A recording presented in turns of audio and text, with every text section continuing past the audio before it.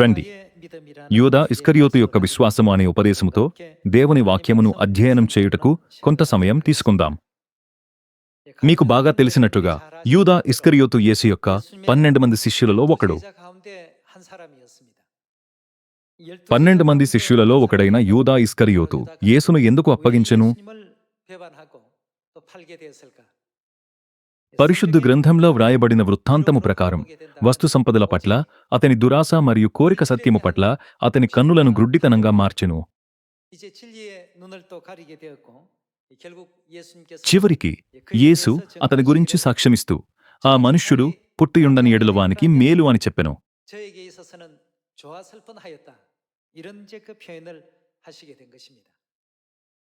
మన జీవితాలలో భౌతికమైన విషయాలు తప్పక ఉండవలెనని కాదు, ఏమైనప్పటికీ భౌతిక వస్తువుల వల్ల మన విశ్వాసాన్ని వదిలివేయడం, సత్యాన్ని విడిచిపెట్టడం మరియు దేవుడిని మోసగించడం వంటి మూర్ఖపు క్రియలు సీయోనులో ఎన్నటికీ జరగకూడదు.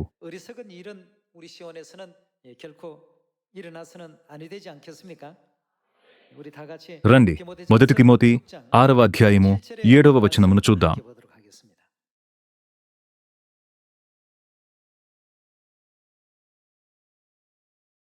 మనమీ లోకంలోనికి ఏమియూ తేలేదు, దీనిలో నుండి ఏమియూ తీసుకుని పోలేము.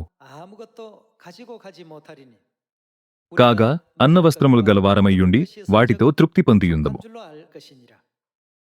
ధనవంతులగుటకు అపేక్షించువారు శోధనలోను, ఉరిలోను, అవివేక యుక్తములను, హానికరములునైన అనేక దురాశలలోను పడుదురు. అట్టివి మనుష్యులను నష్టములోను, నాశనములోను ముంచివేయును. ఎందుకనగా ధనాపేక్ష సమస్తమైన కీడులకు మూలము. కొందరు దానిని ఆశించి విశ్వాసము నుండి తొలగిపోయి వారికి ఏమి చెరువునని అది సెలవిస్తుంది. మన విశ్వాసం నుండి దూరంగా వెళ్లేలా నడిపించే అనేక తారకాలు ఉన్నాయి. లౌకిక గౌరవం పట్ల కోరిక వల్ల, కొన్నిమార్లు భౌతిక వస్తువుల పట్ల దురాశ వల్ల, కొన్నిమార్లు వ్యతిరేక లింగంతో ముడిపడి ఉన్న సమస్యల వల్ల, మరియు వీటికి మించి లెక్కలేనన్ని ఇతర విషయాలు మనలను పరలోక రాజ్యంలో ప్రవేశించకుండా ఆటంకాలుగా మరియు అడ్డంకులుగా మారును. యూదా ఇస్కరియోతు విషయంలో అది డబ్బు వల్ల అని మనం చెప్పగలము. ఎందుకనగా ధనాపేక్ష సమస్తమైన కీడులకు మూలము. కొందరు దానిని ఆశించి విశ్వాసము నుండి తొలగిపోయి నానా బాధలతో తమ్మును తామే పొడుచుకొనిరి. అయితే మనమేమి చేయవలెను? రండి, 11వ వచనమును చూద్దాం. దైవజనుడా, నీవైతే వీటివి విసర్జించి నీతిని, భక్తిని, విశ్వాసమును, ప్రేమను, ఓర్పును, సాత్వికమును సంపాదించుకొనుటకు ప్రయాసపడుము. విశ్వాస సంబంధమైన మంచి పోరాటము పోరాడుము. మిథ్య జీవమును చేపట్టుము. దాని పొందుటకు నీవు పిలువబడి అనేక సాక్షుల ఎదుట మంచి ఒప్పుకోలు ఒప్పుకొంటివి. పరిశుద్ధ గ్రంథము బోధిస్తున్నది ఇదే. నిజానికి మనమెలా నిత్యపరలోక రాజ్యమునకు తిరిగి వెళ్ళగలము? దేవుని ఎదుట మనం నిష్కలంకంగా మరియు నిర్దోషిగా ఎలా నిలబడగలము? మన ఆలోచనలు ఈ దిశలో ఉండాలి కదా. వస్తుపరమైన లాభం అందించబడిన చోట అది చట్టబద్ధమైన మార్గాల ద్వారా పొందబడిన సందర్భాలు ఖచ్చితంగా ఉండవచ్చు. అయినప్పటికీ అన్యాయమైన మార్గాల ద్వారా పొందిన లెక్కలేనని శోధనలు కూడా మన ముందు ఉంచబడవచ్చు. యూదా ఇస్కరియోతు యొక్క విశ్వాసము అనే పేరుగల ఈనాటి ఉపదేశం ద్వారా రండి దీనిని పరిశీలిద్దాం. యూదా యేసు యొక్క 12 శిష్యులలో ఒకడైనప్పటికీ ఎల్లప్పుడూ అతని ప్రక్కనే నిలిచియున్నది ఏమిటి? రండి, యోహాను సువార్త 12వ అధ్యాయం 1వ వచనము వద్దకు మళ్ళుదాం.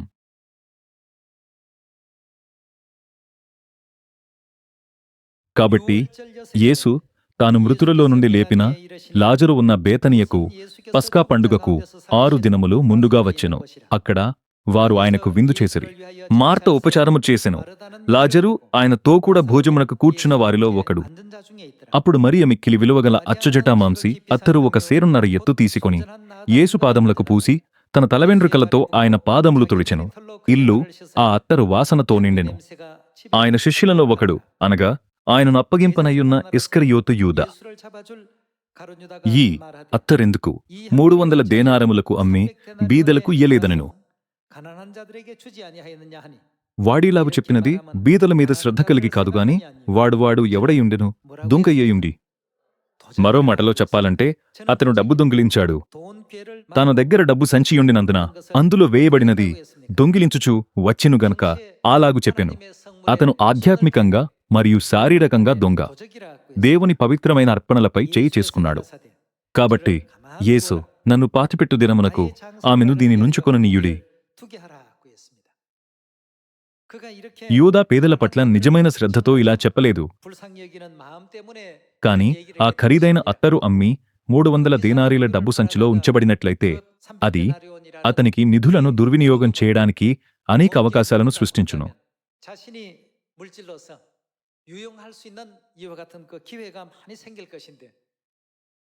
అత్తరు అమ్మబడక బదులుగా యేసు కొరకు విరిగిపోయబడినందున అతడు దానిని సహించలేకపోయాడు. ఈ రోజు మీరు మరియు నేను డబ్బు సంచికి బాధ్యత వహించిన యూదా ఇస్కరియోతు యొక్క స్థానాన్ని పరిగణించుచున్నందున ఎల్లప్పుడూ శోధన ఎక్కడ నుండి ఉత్పన్నమవుతుందని మనం కనుగొనగలము. అది ఎల్లప్పుడూ చేతికి దగ్గరగా ఉన్న దాని నుండి పుడుతుంది. యూదా ఇస్కరియోతు విషయంలో అతనికి డబ్బు సంచి అప్పగించబడింది. అయినను అతడు నిరంతరంగా అందులో నుండి దొంగిలించాడు.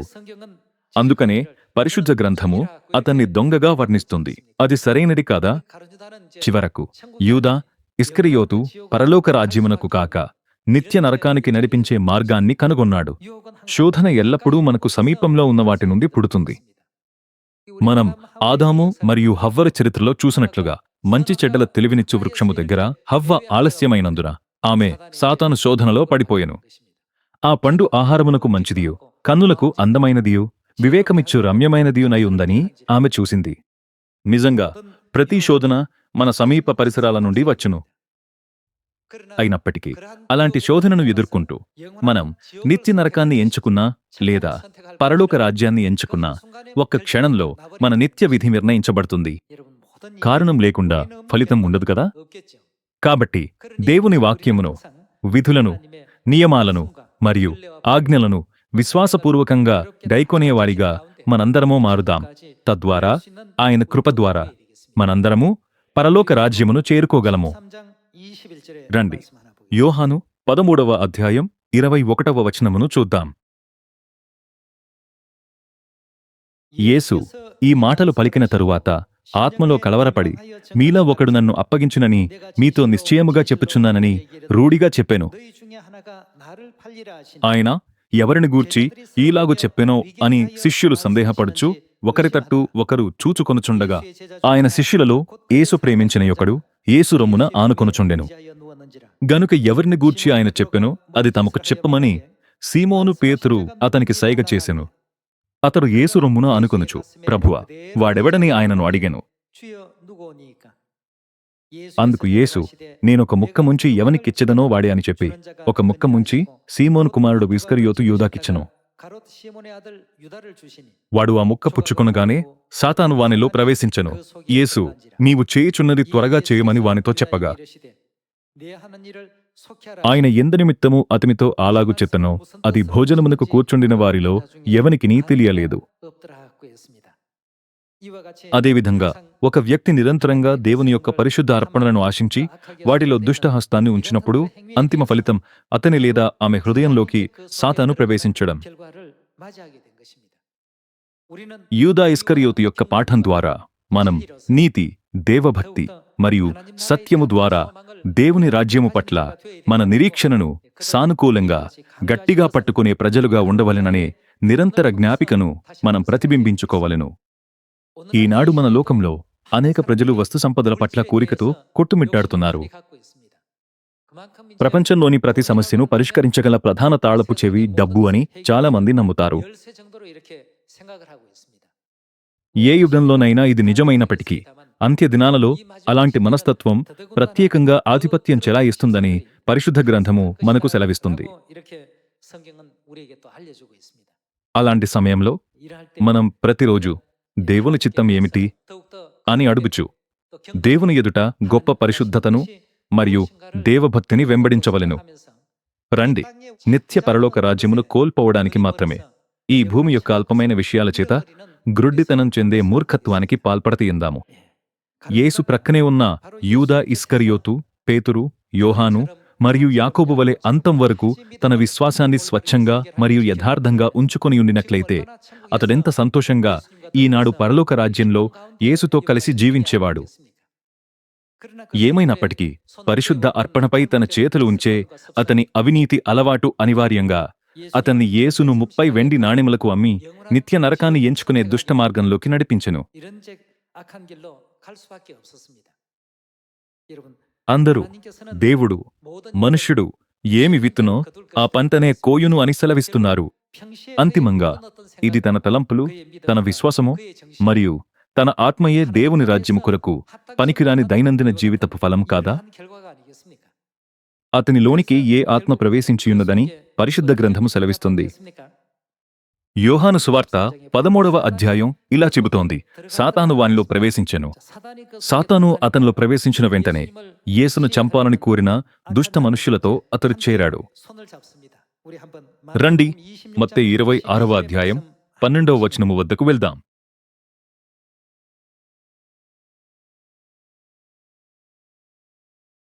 ఈమె ఈ అత్తరు నా శరీరము మీద పోసి నా భూస్థాపన నిమిత్తము దీనిని చేసెను. సర్వలోకమందు ఈ సువార్త ఎక్కడ ప్రకటింపబడునో అక్కడ ఈమె చేసినదియు ఈమె జ్ఞాపకార్థముగా ప్రశంసింపబడునని మీతో నిశ్చయముగా చెప్పుచున్నానని వారితో అనెను. అప్పుడు 12 మందిలో నొకడగు ఇస్కరియోతు యూదా ప్రధాన యాజకుల యొద్దకు వెళ్లి, నేనాయ నన్ను మీకప్పగించిన ఎడల నాకేమి ఇత్తురని వారినడిగెను. అందుకు వారు 30 వెండి నాణెములు తూచి వానికి ఇచ్చిరి. వాడప్పటి నుండి ఆయనను అప్పగించుటకు తగిన సమయము కనిపెట్టుచుండెను. ఈ విధంగా యూదా ఇస్కరియోతు యేసును సిలువ వేయుటకు యేసు ప్రకటించిన సువార్తను ఎల్లప్పుడూ ఆటంకపరిచి దూషించిన వారితో చేరాడు.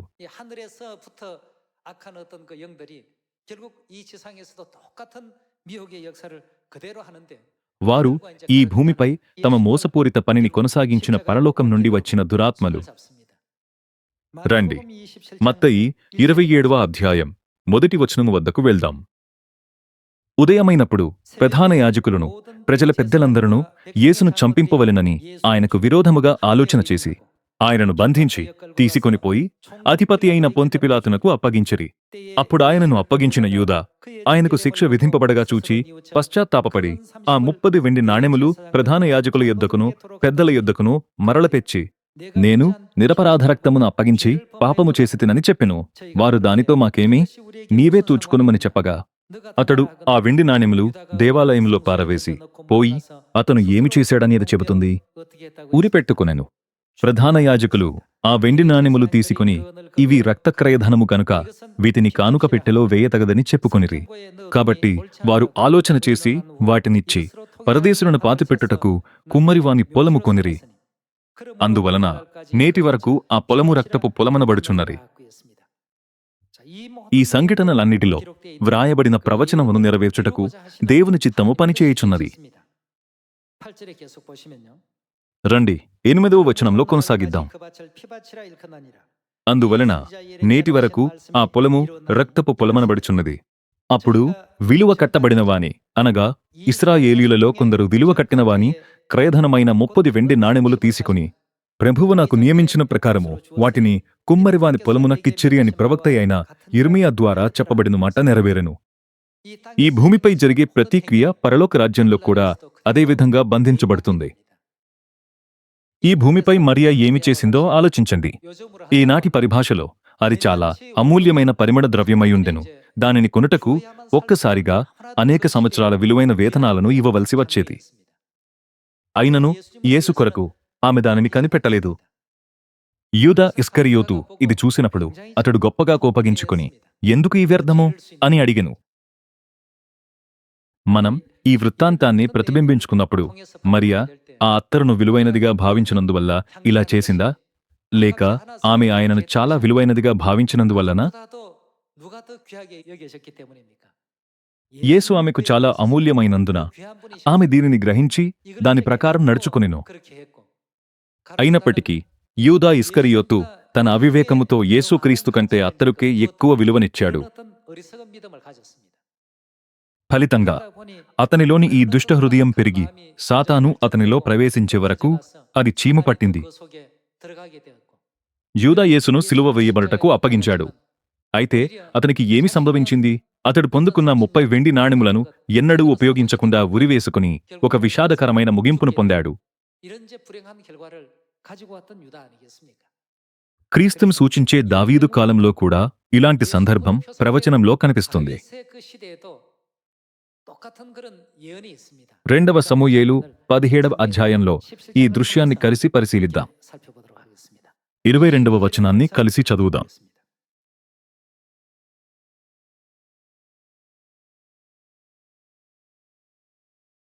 దావీదును అతని యొద్దనున్న జనులందరూ లేచి యొర్దాను నది దాటిరి. తెల్లవారునప్పటికీ నది దాటకయుందినవాడు ఒకడునూ లేకపోయెను. అహీతోపెలు తాను చెప్పిన ఆలోచన జరగకపోవుట చూచి, అహీతోపెలు దావీదు రాజు యొక్క సలహాదారు. అయినప్పటికీ దావీదు గొప్ప నిరాశలో ఉన్నప్పుడు అహీతోపెలు అతన్ని మోసగించి తన శత్రువుల పక్షాన నిలిచి వారికి సలహా ఇచ్చెను.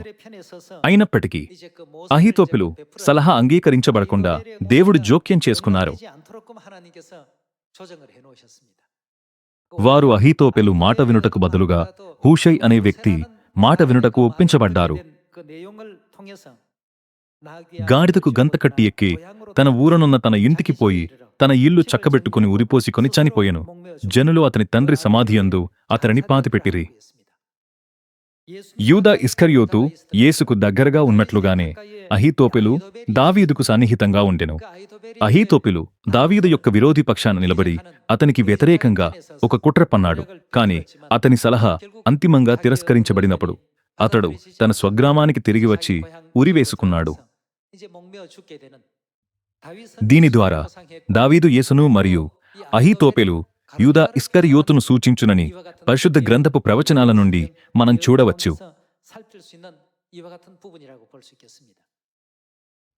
దావీదు మరియు యేసు, అహీతోపెలు మరియు యూదా ఇస్కరియోతు.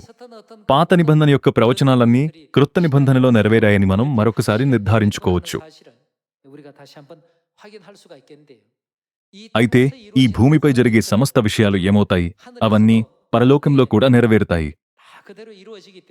సమస్తము తదనుగుణంగా నెరవేరును గనుక మన విశ్వాస జీవితంలో దేవునికి మహిమ చెల్లించడంలో విఫలమయ్యే ఏ మాటల నుండి లేదా క్రియల నుండి అయినా మనం త్వరగా మారు మనస్సు పొంది పశ్చాత్తాపపడి ఆయన చిత్తానుసారంగా జీవించగలగాలి. ప్రస్తుతం మనం ప్రతిదీ పూర్తిగా అర్థం చేసుకోలేకపోవచ్చు. ఏమైనప్పటికీ దేవుడు ప్రజలందరినీ వారి క్రియలను బట్టి తీర్పు తీర్చే అంత్యదినమందు ఆయన సమస్తమును దాని సరియైన క్రమంలో ఏర్పాటు చేస్తారు. కాబట్టి సీయోను పిల్లలమైన మనము ఎన్నటికీ మన కృతజ్ఞతాపూర్వక హృదయాలను కోల్పోకూడదు మరియు ఆయన మనలను ఎక్కడికి నడిపించినను అంతం వరకు ఆయనను విశ్వాసపూర్వకంగా వెంబడించవలెను కదా. దేవుడు ఈ భూమిపైకి శరీరధారిగా వచ్చినప్పుడు ప్రజలు దేవుణ్ణి ఎలా సేవించారో దయచేసి నిశితంగా పరిశీలించండి. శతాధిపతి ఆయనతో ఎలా వ్యవహరించెనో, జక్కయ్య ఎలా ఆయనను స్వీకరించారో, మరియ ఏ హృదయంతో ఆయనను సేవించెనో, ఈ భూమిపై ఈ విధంగా ప్రవర్తించిన వారు పరలోక రాజ్యము కొరకు నిర్దేశింపబడటం మీరు చూస్తారు. ఎందుకనగా పరలోకంలో కూడా అదే విధంగా ప్రవర్తించేవారు వారే. దీనికి విరుద్ధంగా యూదా ఇస్కరియోతు లాంటి ప్రజలు పరలోకంలో కూడా అలాగే ప్రవర్తిస్తారు. అందుకే దేవుడు ఈ భూమిపై వారి క్రియలన్నిటినీ ఇప్పటికే గమనిస్తున్నారు. ఇశ్రాయేలీయులు కనాను నెలలో ప్రవేశించగానే వారు చేయవలసిన కార్యముల నిమిత్తము అరణ్యంలో ఉన్న వారి 40 సంవత్సరాల కాలంలో దేవుడు వారిని ముందుగానే పరీక్షించి సిద్ధపరిచినప్పుడు అదే సూత్రము. కాబట్టి ఈ రోజు నుండి క్రొత్త హృదయంతో మరియు క్రొత్త ఆత్మతో రండి, మనందరము పరిశుద్ధాత్మలో నడుచుటకు మరియు పరిశుద్ధాత్మ యొక్క చిత్తానుసారంగా జీవించుటకు తీర్మానించుకుందాం. ఇప్పుడు దావీదు యేసును సూచించునని మనకు బాగా తెలుసు. రండి, యిర్మీయా 30వ అధ్యాయం 9వ వచనము కూడా చూద్దాం.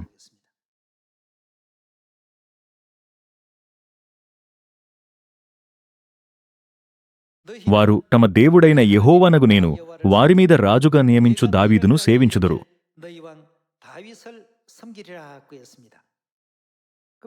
అయితే ఈ ప్రవచనాత్మక దావీదు అంతిమంగా క్రొత్త నిబంధనలో ఎవరిని సూచించును? దావీదు యేసును సూచిస్తుందని మనందరమూ నేర్చుకున్నాము. అయితే అహీతోపెలు దావీదు పక్షాన ఉన్నట్లుగా యేసు పక్షాన ఎవరుండెను? అది యూదా ఇస్కరియోతు. రండి, యోహాను 13వ అధ్యాయం 7వ వచనము వద్దకు మళ్ళుదాం.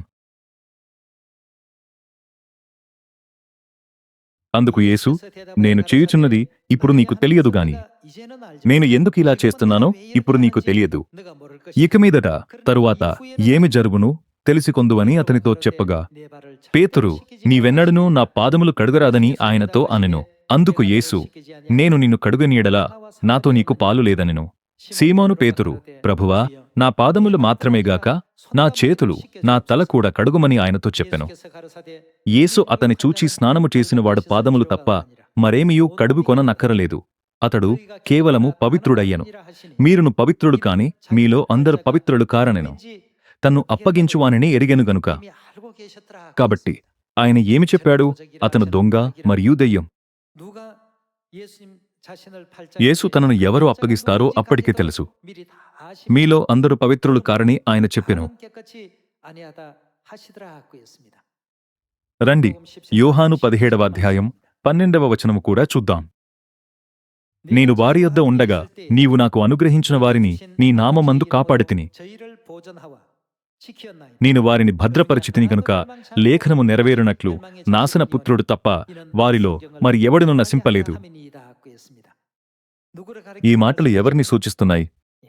అంతిమంగా ఈ మాటలు యూదా ఇస్కరియోతును సూచిస్తాయి. అయినప్పటికీ ఇది తెలిసి కూడా యేసు యూదా ఇస్కరియోతును తనతో ఉంచుకొని అంతం వరకు అతనితో నడిచారు. రండి, మార్కు 14వ అధ్యాయం 20వ వచనము చూద్దాం. అందుకైన 12 మందిలో ఒకడే, అనగా నాతో కూడా పాత్రలో చెయ్యి ముంచువాడే. నిజముగా మనుష్య కుమారుడు ఆయనను గూర్చి వ్రాయబడినట్టు పోవుచున్నాడు. అయితే ఎవని చేత మనుష్య కుమారుడు అప్పగింపబడుచున్నాడో ఆ మనుష్యునికి శ్రమ, ఆ మనుష్యుడు అతను ఏమి చేసియుంటే మేలు, పుట్టియుండని యెడల వానికి మేలనెను.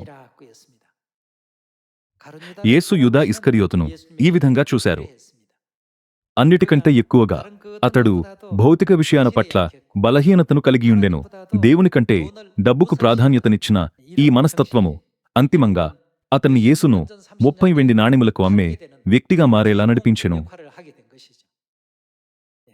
2000 సంవత్సరాల క్రితం యేసు కాలంలో జరిగిన అలాంటి దుష్టక్రియలలో ముందు వరుసలో నిలిచిన వ్యక్తి యొక్క నమోదులను మనమిప్పుడు చూస్తున్నాము. అది మీ విషయమైతే మీరు ఎలాంటి ప్రజలను పరలోక రాజ్యంలోకి ప్రవేశింపజేస్తారు మరియు ఎవరిని ప్రవేశించకుండా అడ్డుకుంటారు? ఒక క్రూరమైన దొంగ తలుపు తెరువు, నేను లోపలికి వస్తున్నాను అని మీ ఇంటి తలుపు తక్కినట్లయితే మీరేమి చేస్తారు? ఒక దొంగ లేదా లైంగిక వ్యభిచారం చేసే వ్యక్తి అలా చేసినట్లయితే మీరేమి చేస్తారు?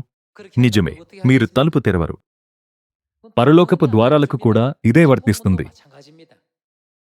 ఈ భూమిపై ఏమి జరిగెనో అదే విధంగా పరలోకంలో కూడా నెరవేరబడెను. కాబట్టి పరలోక రాజ్యంలో మనం పొందాలనుకునే స్థానం మరియు పరిస్థితి ఎక్కువగా ఈ భూమిపై మన జీవితం ద్వారా నిర్ణయించబడుతుంది. అందుకనే మనం మన విశ్వాస జీవితాన్ని నిటారుగా జీవించవలెను. కనాను నేలలోని జీవితంపై దృష్టి పెట్టుటకు ముందు అరణ్యంలో మన జీవితాన్ని ఎలా జీవించాలో మనం మొదటగా పరిశీలించినట్లయితే అప్పుడు మనం ఏ కష్టాలను ఎదుర్కొన్నను మనం దేవునికి కృతజ్ఞతలు చెల్లిస్తాము. ఒకరు దేవుణ్ణి మర్చిపోకుండా అరణ్యంలో 40 సంవత్సరాల మార్గాన్ని నడిచి ఆయనకు మహిమ చెల్లించినట్లయితే అతడు ఖచ్చితంగా కనాను నేలలో ప్రవేశించగలడు. యెహోషువ మరియు కాలేబు విషయంలో ఇది కాదా? ఎందుకనగా అలాంటి ప్రజలు కనాను నేలలో ప్రవేశించిన తర్వాత కూడా దేవునికి మహిమ చెల్లిస్తారని దేవునికి తెలుసు. ఒక మాదిరి మరియు ఛాయ అయిన ఈ లోకంలో దేవుడిని ముందే ఎదిరించి సనిగి ఫిర్యాదు చేసిన వారిని పరిగణించండి. వారు ఏ కృతజ్ఞతాభావాన్ని కనపరచలేదు. చిరిగిపోయిన చెప్పు వలె ఆయన కృపను ప్రక్కకు త్రోసివేసి సత్యమును అల్పమైనదిగా భావించారు. అలాంటి ప్రజలు పరలోక రాజ్యంలోకి ప్రవేశించడానికి అనుమతించబడినట్లయితే వారు కేవలం గందరగోళాన్ని మాత్రమే తీసుకువచ్చేవారు. కాబట్టి దేవుడు ఏమి చెప్పారు? రండి, ప్రకటన 21వ అధ్యాయం 23వ వచనము వద్దకు వెళ్దాం. ఆ పట్టణములో ప్రకాశించుటకై సూర్యుడైనను చంద్రుడైనను దానికక్కరలేదు. దేవుని మహిమయే దానిలో ప్రకాశించుచున్నది. గొర్రెపిల్లయే దానికి దీపము. జనములు దాని వెలుగునందు సంచరింతురు. భూరాజులు తమ మహిమను దానిలోనికి తీసుకొని వత్తురు. అక్కడ రాత్రి లేనందున దాని గుమ్మములు పగటివేళ ఏమాత్రములు వేయబడవు. జనములు తమ మహిమను ఘనతను దానిలోనికి తీసుకొని వచ్చెదరు. గొట్టెపిల్లి యొక్క జీవగ్రంథమందు వ్రాయబడిన వారే దానిలో ప్రవేశింతురుగాని నిషిద్ధమైన దేదైనను అసహ్యమైన దానిని అబద్ధమైన దానిని జరిగించువాడైనను దానిలోనికి ప్రవేశింపనే ప్రవేశింపడు. పరలోక రాజ్యం ఈ రకమైన ప్రజల కోసమే. దేవుడు తన వాక్యంలో ఇతర ప్రజలను గద్దించి దుష్క్రియలు చేయువారులారా నా యొద్ద నుండి తొలగుడి అని చెప్పడానికి ఇదే కారణం. వారిని బయటకు పంపడానికి కారణం ఏమిటంటే వారు పరలోకంలోకి ప్రవేశిస్తే వారు అనివార్యంగా దేవుని ఆజ్ఞలను ధిక్కరిస్తారు, అక్రమాలను చేస్తారు మరియు ఆయన శాసనాలను, చట్టాలను మరియు నిబంధనలను నాశనం చేస్తారు. పరలోక రాజ్యం మరలా అలాంటి ప్రదేశంగా మారకూడదు. కాబట్టి పరలోక రాజ్యము అనున్నది అలాంటి ప్రజలు ప్రవేశించగలిగే స్థలము కాదు. గొర్రెపిల్ల యొక్క జీవగ్రంథంలో పేర్లు నమోదు చేయబడిన వారి కొరకు ఆయన ఎక్కడికి నడిపించినను సంతోషకరమైన మరియు కృతజ్ఞతాపూర్వకమైన హృదయంతో గొర్రెపిల్లను ఎలా వెంబడించవలనో తెలిసిన వారి కొరకు, దేవుని ఆజ్ఞలను మరియు దేవుని యందు తమ విశ్వాసమును కృపతో ఆదరించు వారి కొరకు మరియు వాడితో నిలిచియున్న వారి కొరకు అంతం వరకు ఆయనే. ఇది ఎందుకనగా ఈ భూమిపై వారు కల్పించిన స్వభావము పరలోకంలో వారితో పాటు కొనసాగుతుంది. అందుకనే పరిశుద్ధ గ్రంథము ఈ బోధనలను నమోదు చేసినది. మనం మన విశ్వాసపు జీవితాలను సరిగ్గా జీవిద్దాం. మనం పరలోక రాజ్యం దిశగా ప్రయాణిస్తున్నప్పుడు రండి మనం స్వస్థబుద్ధిగల మనసుతో మరియు నిగ్రహంతో ఓపికగా ఉంటూ సహిద్దాం. మరియు రండి ఒకరినొకరు ప్రేమిద్దాం మరియు ప్రేమ మరియు సామరస్యంతో ఐక్యంగా ఉందాం. పరలోక రాజ్యంలో ప్రవేశించగలిగేవారు ఇబ్బంది కలిగించువారు కాదు, శాంతిని స్థాపించువారు అని పరిశుద్ధ గ్రంథము సెలవిస్తుంది. మనందరము శాంతిని కలిగించగలిగేవారిగా మారటం నేర్చుకోవాలి. యేసు హృదయానికి వేదనను మరియు బాధను కలిగించి అంతిమంగా ఆయనను సిలువ వేసేలా చేస్తూ యూదా ఇస్కరియోతు వలె మనమెన్నటికీ ఇబ్బంది కలిగించేవారిగా మారకూడదు. ఇలాంటి వృత్తాంతాన్ని మనం పాత నిబంధనలో ఆకాను కథలో చూడలేదా? కనాను నెలలో ప్రవేశించిన వెంటనే మొదటి పట్టణమైన యెరికోను జయించిన తర్వాత ఈ సంఘటన జరిగిను. బహుశా ఎవ్వరూ భౌతిక విషయాలు లేదా సంపదల పట్ల కోరిక నుండి పూర్తిగా విముక్తి పొందలేరు. ఏమైనప్పటికీ మన హృదయాలలో పరలోకపు విలువ కంటే ఆ కోరిక అధికంగా ఉన్నప్పుడు యూదా ఇస్కరియోతు లాంటి సమస్య తలెత్తుతుంది. యూదా ఇస్కరియోతు దేవుని కంటే ఈ లోకపు లాభానికి ఎక్కువ విలువనిచ్చాడు కాబట్టి అతడు దేవుడిని సిలువ వేయటంలో పాల్గొనడానికి కూడా సందేహించలేదు కదా. దీనిని మనసులో ఉంచుకుంటూ రండి పరలోక రాజ్యం దిశగా శ్రద్ధగా పరుగెత్తదాం. ఇంతటితో నేను ఈ ఉపదేశాన్ని ముగించాలనుకుంటున్నాను. చాలా ధన్యవాదాలు.